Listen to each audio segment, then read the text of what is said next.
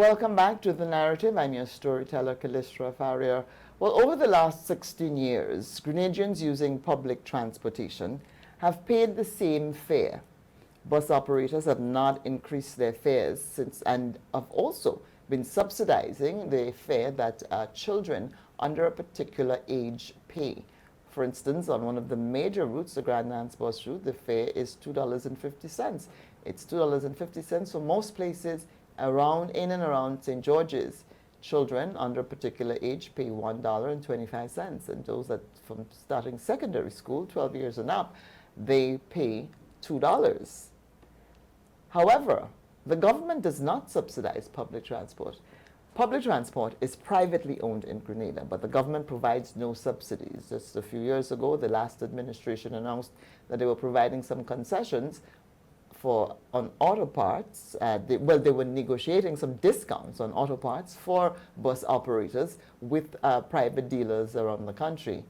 However, no government subsidies, no concessions for what is largely a public utility being provided by the private sector, with government having no financial responsibility in it. The busmen, they pay their road tax and everything else without any breaks. So what happens now? Recently, the minimum wage, the recommended rates for the minimum wage was announced, and on it is an increase in the minimum wage for bus operators and conductors. There's some routes where they're already above what the minimum wage to be set is, and on some routes they are not. Will that mean an added expense for bus operators who will now have to raise the pay to their employees in instances where they employ people to operate their buses? Will they have to raise it to meet the minimum wage or not? And what kind of impact can this have? But outside of that, the fact that the bus fare has been so at the same rate for the last 16 years is a conversation that bus operators have been having. They've been saying it's time for an increase because everything else is going up. You know, the gas price, the bus operators have had to demonstrate and protest on the streets over the price of gas. Joining me now on the program is Derek McKenzie, who is the Public Relations Officer for the National Bus Association and the president of the GRENADA Bus Association, which is one of the single largest bus associations in the country. Welcome to the program. Thank you for having me. Well, can we see a bus fare hike coming? Let me just put it out there one time. Are you guys going to raise your fares? You haven't had an increase in fare in, is it about 16 years or so? A decade and a half. Just above 16 years. It's arguably somewhere between 16 to 21 years. And some of the more senior operators would have said that the actual increase in the bus fare was in 2002. However, our price list is quoted from 2007, so that's just about 16 years. And are you discussing, you are on the National Bus Association, is there a discussion taking place to approach the government to seek a price hike? Well, we seek everything, better bid for the industry. Price in the increase in the fare is definitely one of them, but you know we are privately owned and regulated by the government, so we on our own just cannot increase the bus fare. If that was possible, it was going to be done quite a long time. And market forces would have applied, and the bus fare might have been on the GRENADA route, for instance, where it's $2.50, it might have been $7 by now. Well, I guess the study will determine where the price is going to be. As I was about to say, a study was started a few years ago. The last time we sat with this new administration was very cordial, and they stated that the study was 75% completed and is due to finish in October. What's the nature of this study, though? What's the study about? The study is a general study, transportation study that encompasses not only public transportation, but it also entails for the private sector to licensing and all these kind of things like that. It's a very broad study. But we are concerned about the part of the study that relates to public transportation. So that would determine, okay, um, when last we had a price increase, um, the cost of bus then, the cost of tires then, what was a gallon of gas then, what is it now, how much has it increased? And if we're talking 16 years ago, then we're talking 16 years ago when a bus was somewhere in the 60s, and then it moved to the 80s. Now a new bus is $166,000. So that's a big jump. And then if you take in consideration tires and fuels, and it's just been like that forever. So we are waiting on the completion of the study and to sit down with the government so that they could present the finding. They did promise that they was going to give us a copy of the study, and that's when meaningful dialogue for transportation will commence, and that entails, yes, the cost of fare. Um, there is a big concern that we have, and I've been following some on social media where people don't understand, like you mentioned in your opening piece, that is the bus association and bus operators that subsidize school children in uniform. And we get nothing in return for that. And we've been doing that for over 16 years. So when your school child would go to school Monday to Friday in their uniform, we give a break. And the operators are clamoring that this is something that we really need to retract. COVID would have proven that when we had reduced capacity when we was moving with 8 persons, that it really damaged the operational costs, whereby you already cut the amount of passengers that you have to carry, and then you have to move with, let's say, 4 school children, and 4 of them could have been preschool, where the fare is 125, and it just wasn't sustainable. It just could not have paid for the trip. Now, what is the fare likely to be? I know one of the things that you guys are interested in doing is bringing the subsidized fare back up to have everyone on the same tier. But based on the cost, the increased cost, because you're the bus operators, you know how much it costs for you to operate now, you know how much things have increased, so what sort of impact inflation has had on your operations. The gas price. I've seen you on the streets protesting over the price of gas, and not a lot has been done about the price of gas, really, for everyone. Some measures have been taken, but a lot of it has to do with outside forces anyhow. So realistically, what recommendations, because I'm sure the government will ask you for recommendations as well, what recommendations do you intend to I make? don't think we are prepared to speculate on a figure, and that would defeat the purpose of the study. Because if the study is done to determine that, we would not speculate on figures, even if we probably would have ideas as to where it should be. But I don't think we're willing to share that publicly. We But will you wait do, on I the mean, study. whether or not you're Um, willing to share it publicly, you do have a figure, a percentage by which you believe at this point in 2023, after almost 2 decades, that a bus fare should be adjusted to. You do have that, yes? well, we do understand that it has to be adjusted, but we will just wait until the findings are presented to us. If you want to talk about the gas that was capped at $15, that was our idea, that we went to the previous administration because the gas price was really high at the time. And we have what you call the RTA, the Regional Transportation Association, where we linked with St. Vincent, St. Lucia, Barbados, Trinidad, and Tobago, and we share ideas and information. And that idea actually came from St. Lucia, where the government there had capped the gas price at $13 for bus operators. And we threw that here to the government then. And what was said that if they were to do it, they just couldn't do it for the bus association alone or bus operators alone. They was going to do it right across the country. So when we saw the $15 cap came with the past administration, that's basically what happened. It came from us. The idea came from us. and it was implemented. And even though it was a bus association idea, the whole country benefited from it. But the problem with that is, once you take it from the country, you take it from the bus operators too. So then this new government came in and they did not, they removed the cap, but they took off, I think it was $2 on the petrol tax, right? So instead of collecting 550, I think they're now collecting 350. But with that now, if you look at the current gas construct, the price of it, it's almost $17. It's 16. Even if this government said that if it reached 17, that they was going to do something about it, but even in being in the 16 is very, very high. It's too much. The operational cost is killing us.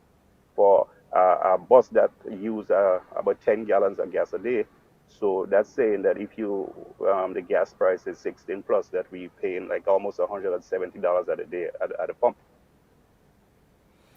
And so, will the bus operators continue to operate? You're regulated by the government, but you're subsidizing the transport sector. You're providing a public utility, but there doesn't seem to be any structure for concession, a basket of benefits for the bus operators that is there on the books as a sort of acknowledgement that you are one of the sectors that provides a public utility. I mean, is that conversation also happening with this new administration? Well, in our first sit down, which happened sometime in August with the new administration, as I said, it was cordial. And in the words of the transportation minister, said that they're willing to work with us for the betterment of the industry. So to me, it was a good start, and we promised to actually work on short-term, medium-term, and long-term to bring betterment to the industry. But still, our feet are tied because that going forward depends on that study that is so crucial. So October is not very far away. The study is due to be completed in October, and as was promised, a copy of the study was promised to us so that we could study it and then we can meet and have some meaningful discussion, and so that we could see how we can improve the industry going forward. But the things cannot be as doomsday as it might appear given the number of buses on the road. The bus operation trade is exploding. There are so many buses, particularly on the Grand Anse route. So there still must be the profit margin can't be that bad. Well, I agree with you because what we have is a system of quantity with very poor quality. And the bus system, of course, we need an overhaul, but there was a breakdown where we had what you call a transport board, which was taken away, and now there is a transport commission that is in place, and without a seat for us on that transport commission. With the way that we cover that right now, the new government plan to meet with us monthly, and until maybe regulations are changed or the policies are changed, that we could have a representation on there. But with that said, of course there are a number of buses, and we are plagued not only with a lot of buses that has the route stickers, but we have actual buses that are pirating the routes. There's a total breakdown in law and order and enforcement in terms of that. We have a SRO which states that the only reasons why another operator or another sticker bus should ply a route is if you're living on a zone, you are allowed, let's say you live in Sotels and you come into operating Grand Anse, you are allowed one trip on your way down, and that's between 5 and 8 o'clock. And it didn't say anything else. If you're doing staff, you are with sporting a staff sign. Yes, you can apply someone a route, or if you are on hire by a group of persons or so on. That's the true reasons. But apart from that, if you look in Grand Anse, you would see that we have a total breakdown, and not only in Grand Anse, it's nationwide, where we have other zones not respecting the guidelines that are there, the regulations that are there, and plying other zones route after that 8 o'clock. and often you have the police officers and the wardens there, and nothing has been done about it. But the one that is more alarming, then you have P plates, P plates, so the buses with P plates that is not insured to operate I on the heard road about like that. that. I heard about that. That is crazy. If you're a P, you can't do commute, public Well, commute. no, the first thing is your B class license one does not permit you to drive more than 5 persons. That's one. And you have a P plate, even if you're operating with a B class license, the P plate is not insured. If a passenger were to get hurt, they get nothing from the insurance. I recently had a meeting with the insurance discussing that. I recently, actually, as yesterday, tailored a letter to the chairman of the Company Transport Commission to address that, because it's a very serious concern that we have, and persons just wanting to go and not paying attention as to what they're going in, and God forbids that something like that happen, then we will be in a very having a different conversation. Another thing that we can fix that needs to be fixed before all of these studies and everything is the quality of service that bus operators provide. This is customer service, and I have been told on numerous occasions by bus drivers, this is my bus. What are you talking about? A bus driver who goes over the control line at the pedestrian crossing and frightens some old lady who is slowly crossing the road. She can't run. She's about 70-something years old. And he's driving up on her on the pedestrian crossing beyond the control line. And you say, but the lady is crossing and you're going beyond the line. And the bus driver says, well, mind your business. This is not your bus. This is my bus. What is this? This is my bus business. And the service is deplorable. They're transporting school children and they won't wait for them. I'm talking about all the routes, and you're on the National Association as well. They're transporting school children, primary school children. They have not sat down yet in the bus and they're driving off because they need to hurry down the route to collect more passengers. Or on the Grand Dance route, where they're racing each other up the road and everyone is trying to best the other one and putting passengers at risk. You are aware of these problems, aren't you?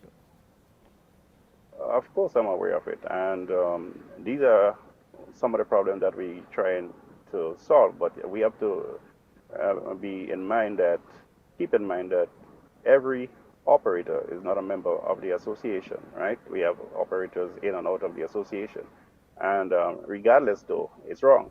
But the way I usually respond to things like that is something that's rewarded would always be repeated. And that's the reason why a lot of these behaviors are being repeated, because you, the public, rewards it, Because right? we keep on When riding, we keep a on conductor, riding. for example, well, yes, and if you would tell the operator, for instance, we have operators that wear their pants where they're not supposed to be, or you might have operators that asking you if you're traveling while they consume alcohol or have a beer or something in their hand, which is totally wrong. And you still will travel with an operator that asks you if you're traveling with his pants there and alcohol in his hand, but yet you go. So what you do, you reward the behavior. So you did not give the operator any reason to change. So it's a culture. That's why I said something that's rewarded would always be would be rewarded, because you guys encourage it. All right. So what we would need the public to do is to take a stand and to start telling, because you have is part of the problem. You have to help But fix but it. but but but the If you but the would tell an operator, government the I'm willing to government commute, but Derek, the government also must have some guidelines for who can operate a bus. There must be some sort of legally binding there are contract guidelines. that a bus operator must sign on to with consequences, so that if you operate in that particular way, then they can pull, and a system for being able to track these things. I don't think there's a system. I mean, who do you go to and report? There, I mean, the same police officers who are smiling with them and allowing them to be. You think the police officers don't know that they're consuming alcohol? They're all over the streets giving them tickets. You think they don't know they're drinking alcohol while they're operating a public transportation, a bus on the public transportation route? They know, but so the government needs to but there sit are up and take guidelines note. for Well, for they're doing not. such. There are guidelines, but not Well, necessarily for an operator. It's for if when you've been it's when you apply for a sticker, there are guidelines that you have to follow. But the so so problem and is that so most enforcement might be the problem then. well, that's part of it. But if you know the conditions for applying for a sticker, when you do apply and you get the sticker, the person that applied for the sticker is not necessarily the person that operate the buses. Most of the buses that on the road is not owner driven, right? Most of the buses on the road, they have people that have their full-time work, working. Some of them in, we're probably surprised to see we have nurses, we have teachers, we have police officers, and a lot of times that these buses are not operated by them, but they operate by somebody else. So then somebody drive these buses and then just they do as they like. And all hell breaks loose. Well, that's all the time we have for this segment. I want to thank you so much for joining me on The Narrative. And once our transportation study comes out, I hope to have you back to discuss the findings of it, to see how the aspects of it that concerns you, how it turned out, and what's your next move. Thanks a lot. Most certainly, and I would love to be back. Thanks. This is The Narrative. I'm your storyteller, Callistra Farrier. More when we come back.